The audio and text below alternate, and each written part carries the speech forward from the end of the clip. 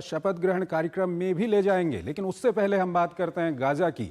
Gaza में Israel और Hamas के बीच संघर्ष विराम लागू हो गया है। इसके बाद दोनों पक्षों के बीच कैदियों और बंधकों की अदला बदली भी शुरू हो चुकी है। आइए आपको एक रिपोर्ट के जरिए बताते हैं कि किस तरह से युद्ध विराम आगे बढ़ेगा और आने वाले दिनों में क्या कुछ होने वाला है।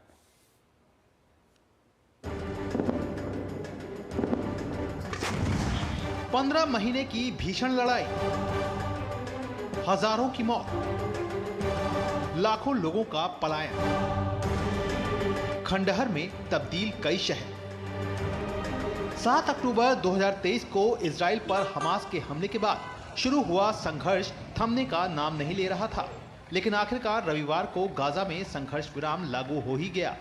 इजराइल और हमास के बीच 3 चरणीय समझौते के तहत हमास ने 3 महिला बंधकों को छोड़ा, जिनके नाम रोमी गोनेन, एमिली डमारी और डोरोन स्टाइनब्रेचर है।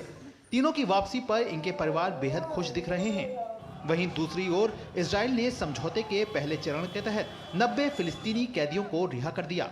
इन 90 लोगों में 69 महिलाएं हैं और 21 किशोर बच्चे हैं। इस बीच जब ये लोग अपनों के बीच पहुंचे तो परिवारजनों के साथ साथ अन्य लोग भी इनके स्वागत में उमड़ पड़े। गौरतलब है कि समझौते के तहत हमास बंधकों की चरणबद्ध तरीके से रिहाई करेगा, जिसके बदले इजराइल फिलिस्तीनी कैदियों को छोड़ेगा।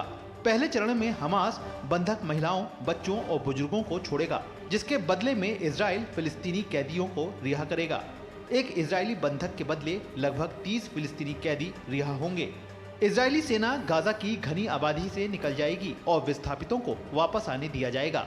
साथ ही मानवीय सहायता से भरे सैकड़ों वाहन प्रतिदिन गाजा में प्रवेश कर सकेंगे। समझौते का दूसरा चरण संघर्ष विराम के 16 दिन बाद शुरू होगा, जिसमें बाकी बंधकों की रिहाई प्रस्तावित है। साथ ही इजरायली सेना गाजा से पूरी तरह से निकल जाएगी। वहीं तीसरे और अंतिम चरण के तहत यदि हमास के कब्जे में किसी बंधक का शव है, उसकी वापसी होगी और गाजा का पुनर्निर्माण किया जाएगा। संघर्ष की आग थमते ही गाजा के लाखों विस्थापित अपने घरों को लौट रहे हैं। इन लोगों में महीनों बाद वापस अपने घरों को लौटने की खुशी तो है, लेकिन तबाही का मंजर उनकी हताशा को और बढ़ा रहा है। गाजा वासियों को अब यहाँ सिर्फ मलबे के ढेर दिख रहे हैं, जहाँ कभी उनके मकान, दुकान, स्कूल और पार्क थे। अब इनके सामने अपने तबाह शहर में नई जिंदगी शुरू करने की चुनौती है। इस बीच एक और राहत की बात यह है कि समझौते के तहत गाजा में मानवीय सहायता से भरे ट्रक भी दाखिल होना शुरू हो गए हैं। और इस खबर पर बात करने के लिए प्रभुदयाल जी हमारे साथ जुड़ रहे हैं। पूर्व वरिष्ठ राजनयिक हैं, उनसे हम बातचीत करेंगे। प्रभुदयाल जी, बहुत बहुत स्वागत है आपका हमारे इस कार्यक्रम में। सबसे पहला सवाल जो आपके सामने मैं रखना चाहूँगा वो सवाल ये है कि ये जो युद्ध विराम है, इसकी शुरुआत कैसी है, क्या कुछ आपकी प्रतिक्रिया है और इसका भविष्य क्या होने जा रहा है? बहुत बहुत शुक्रिया आपका अपने चैनल पे बुलाने के लिए। देखिए, ये शुरुआत तो बहुत अच्छी है और जैसा अंदाज़ा लगाया जा रहा था उसी के मुताबिक हुई है। जो बंधकों की रिहाई हुई है, आपने अपने स्क्रीन पे दिखाया कि उससे उनके परिवारों में कैसे खुशी की लहरें दौड़ गई।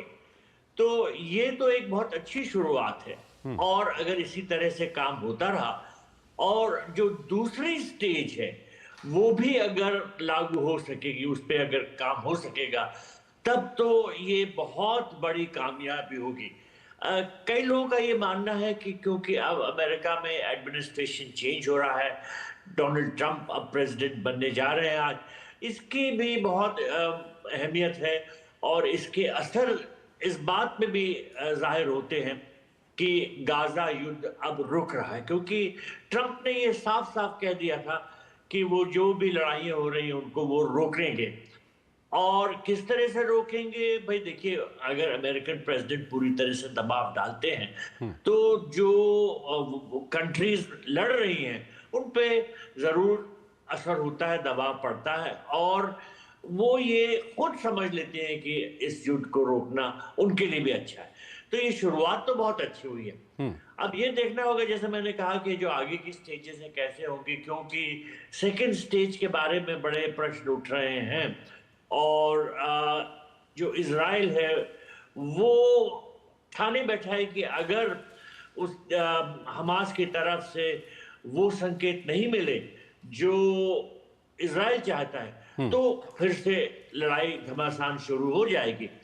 तो शुरुआत अच्छी है और दुनिया उम्मीदें लगाए बैठी है कि आगे भी ठीक होता रहेगा, क्योंकि सारे विश्व का यही मानना है कि इस लड़ाई से बहुत नुकसान हो रहा है जान माल का, और इसके अलावा इससे बड़ी अस्थिरता फैल रही है। तो सारे विश्व का ही यही मानना है कि किसी तरह से इस लड़ाई को रोका। ठीक है प्रभुदयाल जी, शुरुआत काफ़ी अच्छी है लेकिन कुछ चिंताएं भी बनी हुई हैं। आप हमारे साथ बने रहिए। अभी कुछ ही देर में डोनाल्ड ट्रंप शपथ लेने जा रहे हैं, उस पर हम आपसे बातचीत करेंगे, लेकिन पहले हमको यहाँ पर एक छोटा सा ब्रेक लेना है।